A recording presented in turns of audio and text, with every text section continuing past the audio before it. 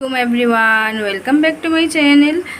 আজকে এই তো হাজব্যান্ড বাজার করে নিয়ে আসলো এখনই।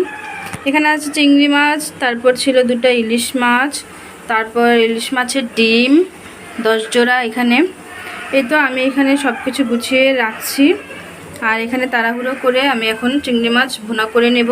আপনারা সবাই জানেন, মানে যেদিনই আমাদের বাসায় আর কি এই বাজার করা হয় ওই দিনই কিন্তু মানে রান্নাবান্না একদম লেট হয়ে যায়। এখানে অ্যাকচুয়ালি আমার না, আপনাদের সবার সাথে এরকম হয়, এটা বলার আমার কিছুই নেই। তাই একটু তাড়াহুড়ো করে আজকে রান্না করে নেব। এই তো আমি এখানে তাড়াহুড়ো করে চিংড়ি মাছ রান্না করে নিচ্ছি।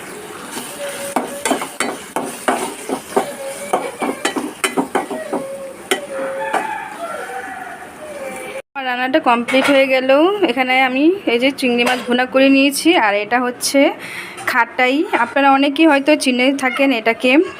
ডালের পরিবর্তে আর কি এটা টমেটো দিয়ে রান্না করা হয়, একদমই ইজি, পুরা হুবহু আর কি ডালের মতোই রান্না করি। এই তো আজকে আমার সাদাসিধে রান্না বান্না আপনাদের কাছে কেমন লেগেছে অবশ্যই কমেন্ট করে জানাবেন। আজকের ভিডিওটি ভালো লাগলে লাইক কমেন্ট শেয়ার করে দিবেন। আজকের মতোই বিদায় নিচ্ছি। টাটা বাই বাই, আল্লাহ হাফেজ।